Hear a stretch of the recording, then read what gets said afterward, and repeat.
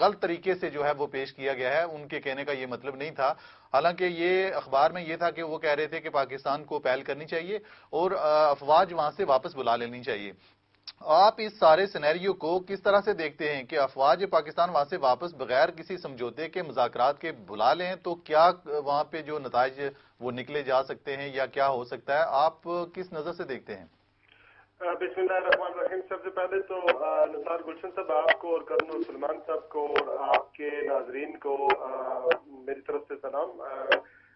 شکریہ تک اہل بیت چینل کا کہ انہوں نے یہ موقع مجھے فراہم کیا کہ میں بات کر سکوں. میرے جب سے یہ واقعہ ہوا ہے میں اس وقت پاکستان میں ہوں اور عسکری 11 میں موجود ہوں اور یہاں پر صورتحال جو ہے یہ ہے کہ ایک بہت عجیب و غریب سی صورتحال ہے کہ یہ جو گیری سیکٹر ہے اس میں جو لوگ ہیں جو ہمارے پاک فوج کے نوجوان ہیں ان کے بارے میں بڑی برہمی کا اظہار کیا جا رہا ہے میڈیا پر اور عام عوام کے اندر. جو ایک طرح کا شدید غم اور غصہ پایا جاتا ہے کہ ہم بے بس ہیں اتنے کہ یہ بھی نہیں پتا کہ یہ انسانی زندگی وہاں پر جو ہمارا لاس ہوا ہے وہ زندہ بھی ہے لوگ یا زندہ نہیں ہے, اب اس دنیا میں نہیں ہے, شہید ہو چکے ہیں. دوسرا کل جو واقعہ پیش آیا ہے جہاز کا جو ایک بہت انتہائی افسوسناک صورتحال ہے جو پاکستان پہ پتہ چلتا ہے کہ وہ بس مصیبتیں جو ہیں وہ صرف پاکستان پہ آ رہی ہیں. اتنا خراب نہیں تھا حالانکہ میں اس وقت پشاور روڈ پر پشاور موڑ کی طرف سے پشاور ایم ایچ کی جانب آ رہا تھا اس وقت جب یہ واقعہ ہوا جہاز والا. تو یہ ساری صورتحال جو ہے اس کو ظاہر ہے یہ قدرتی آپ کے ہے یا جس طرح کی صورتحال ہے, لیکن جو سیاسی بات ہے جو اہم چیز جو کرنے والی ہے اس پر جتنا غم و غصہ کا اظہار کیا جائے فیملی سے ہمدردی کی جائے وہ کم ہے. لیکن جو عوام سوچتی ہے وہ یہ سوچتی ہے کہ گیاری سیکٹر ہے کارگل کا یہ ماز ہے یہاں کا انسانی زندگی جو ہے وہ نارمل نہیں ہے چونکہ وہاں کا جو کلائمیٹ ہے جو ویدر ہے جو فوجی ہمارے میرا ایک اپنا کزن جو ہے صوبیدار تھا وہ بھی اس جگہ پہ موجود تھا اور وہاں پہ کچھ عرصہ رہا اس کو وہ بتا رہا تھا کہ کس طرح انسان کے جو جسم کے اعضاء ہیں وہ کس طرح پیرالائز ہو جاتے ہیں. تو یہ ممکن نہیں ہے وہاں پر زندہ رہنا اور وہاں پر رہنا زندگی گزارنا عام حالات کی طرح جس طرح ہم لوگ نارمل زندگی گزارتے ہیں. تو یہ ایک ڈیولپمنٹ یہ ہوئی ہے کہ میاں محمد نواز شریف صاحب کی جو اسٹیٹمنٹ آئی ہے اس کو اب انہوں نے یو ٹرن کرنے کی کوشش کی ہے لیکن بیسیکلی وہ آپ کو پتا ہے کارگل مارچ جب ہوا تھا 1999 میں تو اس وقت مشرف صاحب جو ہے کارگل مارچ پر وہ گئے تھے اور ان کی مرضی کے جو اس وقت وزیر اعظم تھے میاں محمد نواز شریف صاحب ان کی مرضی کے خلاف جنرل پرویز مشرف نے یہ اقدامات اٹھائے تھے کارگل والے. تو میاں صاحب اس وقت بھی بڑے ناراض تھے کہ یہ نہیں ہونا چاہیے. تو میاں محمد نواز شریف نے ایک دلیری کا جو ہے وہ مظاہرہ کیا اور وہاں جا کر انہوں نے کہا کہ یہاں پر زندگی ممکن نہیں ہے اور ہمیں ایک اس طرح کا نہیں. اگر نواز شریف صاحب کی اسٹیٹمنٹ کو اگر اس حوالے سے دیکھا جائے کہ جذبہ حب الوطنی جذبہ حب الانسانیت کے اعتبار سے تو وہ بہت اچھی اسٹیٹمنٹ ہے, اس میں کوئی شک نہیں ہے. لیکن جو حقائق الاراضی ہیں وہاں کے زمینی حقائق ہیں وہ کچھ اور ہیں. اگر ہم بغیر کسی وجہ سے کوئی بغیر مذاکرات کیے یا بغیر کسی حل کے ہم اپنی افواج واپس بلا لیتے ہیں تو اس کے کیا نتائج اخذ ہوتے ہیں یہ بھی ساری نیشن کو پتا اور آپ کی کو بھی پتا ہوگا. لیکن ان کی اس پر بڑی پازیٹیو موو کی ہے ہمارے army chief general Ashfaq Parvez Kayani صاحب نے. انہوں نے یہ کہا ہے کہ ہماری وہاں پر جو فوج موجود ہے وہ ان کی یہ اپنی اسٹیٹمنٹ ہے کہ وہ بھارت کی وجہ سے ہے اور وہاں پر فوجیں واپس بلانے کا جو فیصلہ ہے پاکستان کی سیاسی قیادت نے کرنا ہے. اگر ہماری فوجیں وہاں پر موجود ہیں تو اس کی وجہ بھارت خود ہے. بھارت کو اور پاکستان کو دونوں کو مل کر یہاں سے اپنی فوجیں جو ہے وہ نکال لینی چاہیے تاکہ یہ جو انسانی زندگی کا ضیاع ہے یہ نہ ہوتا رہے. آپ دیکھیں پاکستان بھارت کو موسٹ فیوریٹیبل نیشن قرار دے چکا ہے. جیو انٹرنیشنل جو پالیٹکس ہے اس کے اندر آپ دونوں کوئی ملک کسی سے الگ تھلگ رہ نہیں سکتا ہے, جنگ ہو نہیں سکتی ہے. کشمیر پر ہمارا ایک ڈسپیوٹ ان پہ چل رہا ہے, اگر اس پہ کوئی موومنٹ پازیٹیو ہو جاتی ہے تو یہ ٹینشن اور یہ فوجیں اس طرح کے رکھنے کی ہمیں ضرورت نہیں پڑے گی. شراز صاحب یہ تقریباً میرے خیال میں یہ کیچ 20 پوزیشن ہے. अगर इंडिया कह भी दे कि हम विड्रा करने के लिए तैयार हैं, जिस तरह वो चाहते हैं हम विड्रा करें, लेकिन वो आपसे लिखाना चाहते हैं कि जहां तक हम पहुंचे हुए हैं आप लिख कर दें कि हम यहां तक आए हुए हैं। और उसके बाद फ्यूचर में जो है ना आपको मानना पड़ेगा कि ये इंडिया का इलाका है। और जब हम वो दे देते हैं तो फिर सियाचिन से हमारा पूरा क्लेम जो है वो खत्म हो जाता है। जिस तरह प्रवेश मुशर्रफ साहब ने कहा है कि आपकी लेजिटिमेसी है, आपका जो है ना चाइना के साथ लिंक उस एरिया से बनता है, तो आप उस लिंक को फिर सवेयर कर सकते हैं जब हम इंडिया को ये बताते हैं कि जहां तक आप हैं आप वहां तक रहें, और जहां तक हम हैं हम उससे आगे नहीं आएंगे, आप आगे नहीं आएंगे, और दोनों फौजें पीछे चली जाएंगी।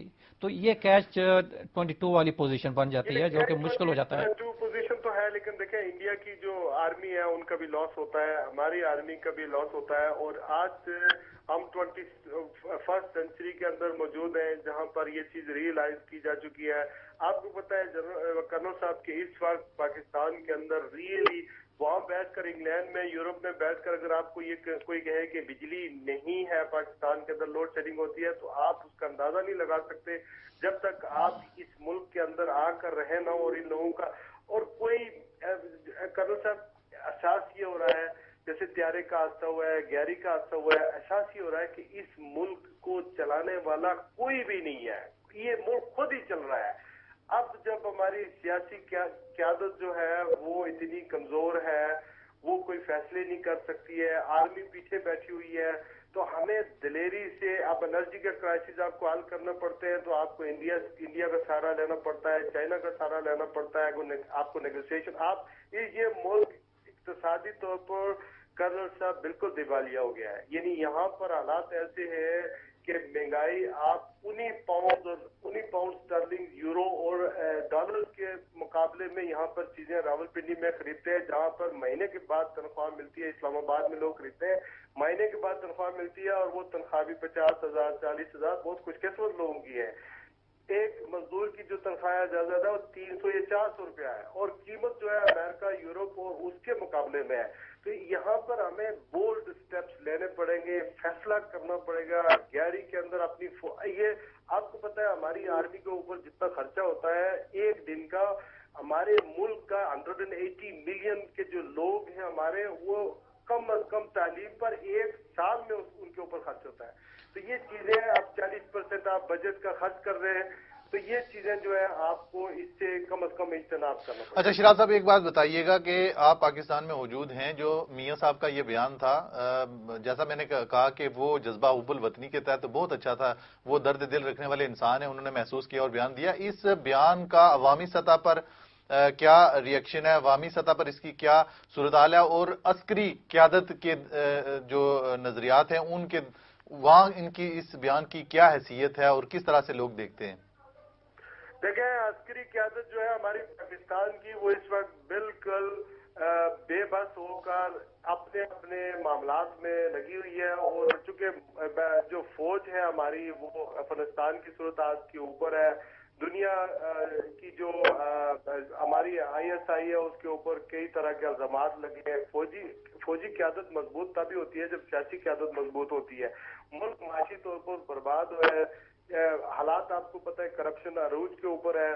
तो आर्मी जो है वो मेरे ख्याल में उन्होंने, जो आर्मी का चीफ है उसने ये फैसला कर लिया है कि ये मुल्क सियासतदानों ने चलाना है और हमने सरहदों की हिफाजत करनी है। और उन्होंने इसीलिए ये बात कही है कि आप फैसला वहां से फौजें वापस बुलाने का सियासी क़यादत का काम है, और वो फैसला करे और हम बुलाने के लिए तैयार है। और वहां पर अगर हमारी फौज मौजूद है तो वो भारत है, भारत की वजह से आप देखें जरदारी साहब यहाँ से जाते हैं और वो लंच करते हैं जाकर दिल्ली में, और वहां पर जो है हम एक है, हमारा कल्चर एक है, हम मतलब खैर मकदमी एक दूसरे के लिए दुनिया बजाते हैं और एक दूसरे का स्वागत करते हैं, उनको खैर मकदम करते हैं। तो ये चीजें भी डिस्कस होनी चाहिए। अब हालात ऐसे नहीं रहे निसार गुलशन साहब के, आप कश्मीर पर आपको बहुत सारे बोल्ड स्टेप्स लेने पड़ेंगे। मियां मोहम्मद नवाज शरीफ का कोई मैं इतना बड़ा फैन नहीं हूँ, आपको पता है मैं अपने प्रोग्रामों में सबसे ज्यादा जो तनकीद करता हूँ, मैं समझता हूँ कि मुल्क जिस हालत में है उसमें मियां मोहम्मद नवाज शरीफ साहब भी हुकूमती पार्टी के साथ बराबर के शरीक है। लेकिन ये उनका बोल्ड स्टेप था कि वो सबसे पहले वहां पर गए और उन्होंने ये कहा है कि देखें कि ये आप दिल रना तौर पर ये इकदाम उठाना पड़ेगा اور اس کے بعد وزیر اعظم صاحب گئے ہیں، اس کے بعد زرداری صاحب ہمارے صدر گئے ہیں وہاں پر، لیکن سب سے پہلے وہ گئے ہیں۔ یہ وزیر اعظم صاحب ابھی تک نہیں گئے ہیں اور صدر صاحب گئے ہیں، اور یہ دونوں صاحبان جو گئے ہیں نا، انہوں نے ہوائی دورہ کیا ہے، گیاری میں ٹچ نہیں کیا ہے۔ صدر صاحب نے دورہ کیا ہے، گیلانی صاحب نہیں گئے، رحمان ملک وغیرہ ان کے ساتھ ہی تھے جو ان کی یوزول ٹیم ہے۔ وہ ہوائی دورہ کر رہے تھے نا، آگے وہ گیاری میں لینڈ نہیں کیا، ہیلی کاپٹر نے بھی اوپر سے دیکھا ہے۔ تو ظاہر ہے وہ ان کا اپنا ایشو ہے، میں ان کو ڈیفینڈ کرنے والا نہیں ہوں، لیکن میں کہنا جو چاہ رہا ہوں وہ یہ ہے کہ چلو میاں محمد نواز شریف صاحب وہاں گئے ہیں، وہ ان لوگوں کے پاس بھی گئے ہیں جو لوگ اس حادثے میں شہید ہوئے ہیں۔ اللہ تعالیٰ رحم کرے اور کوئی ایسا معجزہ ہو کہ وہ زندہ بچ جائے، لیکن حالات ایسے ہی ہے کہ لگتا یہی ہے کہ یہ اب ہم میں نہیں رہے ہیں یہ لوگ، اور اللہ تبارک و تعالیٰ اپنی ربوبیت کے صدقے، حضور صلی اللہ علیہ وآلہ وسلم کی رسالت کے صدقے اور دنیا میں اپنے مومنین اور برگزیدہ بندوں کے صدقے ان کو جنت الفردوس میں اعلیٰ درجات عطا فرمائے۔ ہم تو یہی کہتے ہیں، اور کوئی معجزہ ہی ہو اگر وہ زندہ بچ جائے تو۔ شہراز خان صاحب، آپ کا بہت شکریہ، آپ کو پھر انشاءاللہ کسی پروگرام میں زحمت دیں گے، آپ نے ٹائم نکالا، آپ کا بہت بہت شکریہ، thank you very much. Colonel صاحب، یہ بتائیے گا کہ وہاں کے جو حالات ہیں سیاچن گلیشیئر کے، وہاں کس طرح سے وہ جو ہماری پوزیشن ہے کس طرح سے بہتر ان خطرات سے نمٹنے کے لیے کیا اقدامات کیے جانے چاہیے؟ ایک جوان کو وہاں پہ سیفٹی اور جو تحفظ دینے کے لیے کیا اقدامات ضروری ہیں؟ چونکہ آپ وہاں پہ تعینات رہے ہیں، آپ کو ساری سچویشن کا پتہ ہے۔ میں آپ کو بتاتا ہوں کہ بیسیکلی جب ایک جوان جاتا ہے عہدہ وہاں جاتا ہے، وہ ایک جذبہ سے سرشار ہوتا ہے۔